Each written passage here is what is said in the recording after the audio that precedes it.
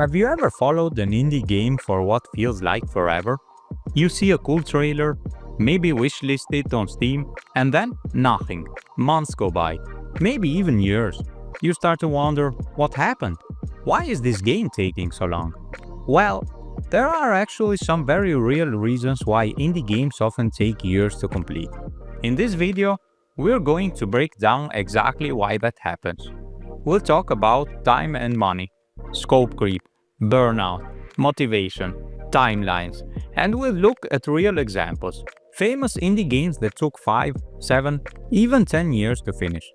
By the end of this video, you'll understand why indie game development takes so long, and hopefully come away with a little appreciation for the hard work that goes into it. Let's jump in!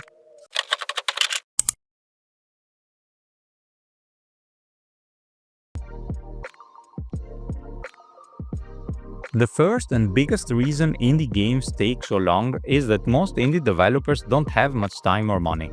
And time and money are directly connected. Think about it like this. If you're working full-time to pay the bills, that leaves maybe a few hours a night or on the weekend. That's what a lot of indie developers are doing right now. Some take freelance jobs to have more flexible hours, but that still comes with stress. And there's no paid vacation, no safety net. So, progress moves slowly.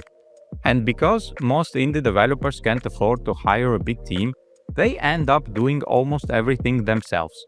Programming, art and animation, game design and balance, music and sound, writing and dialogue, playtesting and bug fixing, marketing and social media.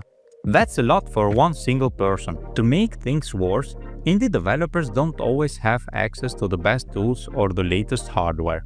They're often learning as they go, using tutorials, watching YouTube videos, and figuring things out by trial and error. All that takes time, a lot of time.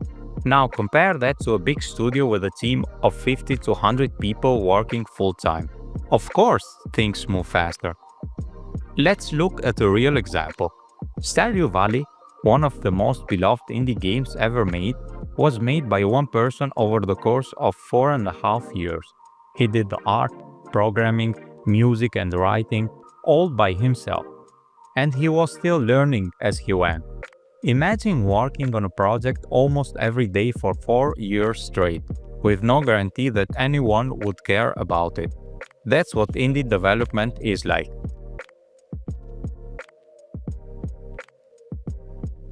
The next reason games take so long is something called scope creep. Scope creep is when the original idea for the game slowly expands.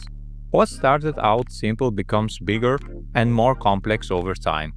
For example, a developer might start with a plan to make a small 2D platformer with 10 levels. But then they think, what if we add more levels? What if there's a story mode? What if we include a co-op feature?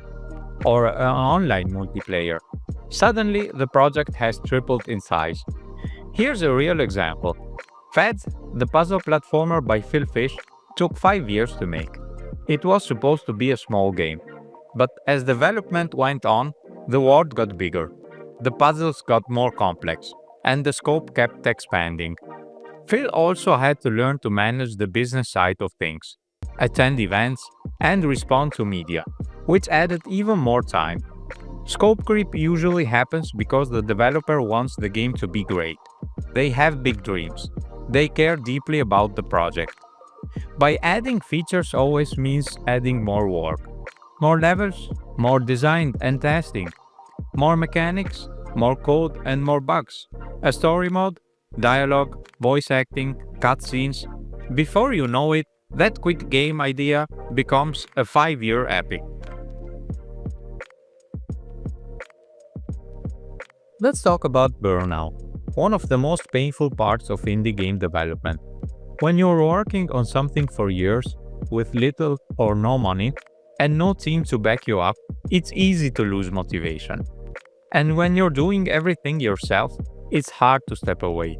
There's no one to take over if you're tired, sick, or burned out. Here's what burnout looks like.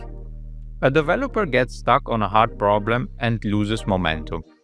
Months go by without progress.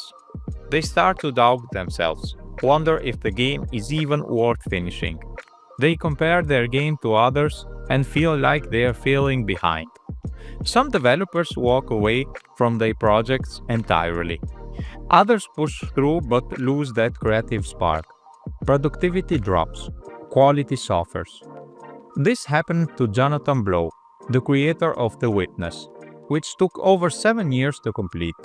He actually had the funding and experience, but the complexity of the game, the long development cycle, and the pressure to meet expectations made the project incredibly draining. He's talked openly about the emotional toll it took on him. Burnout isn't just about being tired, it's about feeling overwhelmed and stuck. And in indie development, that's a common reality. So, let's ask the question, how long should an indie game take to make? Well, that depends on the size of the team, the scope of the game, the developer's experience, and how much time they can dedicate. Here are some guidelines. 1 to 2 years for a small game by a solo dev working part-time. 3 to 5 years for a medium game with 2 to 3 people or a solo dev working full-time. 5 to 8 years for a larger indie game with custom art, advanced mechanics, and a bigger world. And those are just development times. That doesn't include post-release updates, ports to other platforms, or dealing with publishers and storefronts. Let's look at another real example. Cuphead, the stunning 30s cartoon-style game, was started in 2010 and released in 2017, 7 years later. At first, it was just two brothers working on the game in their spare time. Eventually, they quit their jobs and remortgaged their homes to finish it. They even expanded the game scope midway, adding more bosses and mechanics. It paid off, but it took years of intense work, stress, and risk. So, when you hear about a game that's been in development for 5 or 6 years, that's not unusual at all, especially in the indie world.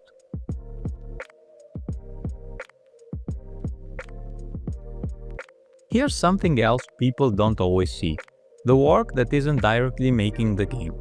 Indie devs also have to create trailers and marketing material, build a following on social media, handle business emails, contracts and taxes, manage Kickstarter campaigns, attend game festivals, fix bugs reported by early testers. All of this takes time away from actual development, but it's necessary. No one will play your game if they don't know it exists, and no one will buy your game if you don't market it properly. Some developers hire help for this, but many do it all themselves. This kind of multitasking slows things down, but it's part of the process. There's also a deeper reason why indie games take time. They're often passion projects, not just products. Indie developers aren't trying to crank out a new title every year to hit a quarterly earnings report. They're making something personal, something that reflects their own ideas, values, or emotions. Games like Undertale, Celeste, Hyper Light Drifter, these weren't made in boardrooms. They were made by small teams or solo devs who cared deeply about what they were creating.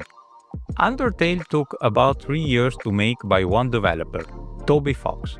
Celeste was made in around 2 years, but that included rewriting the story and perfecting the level design.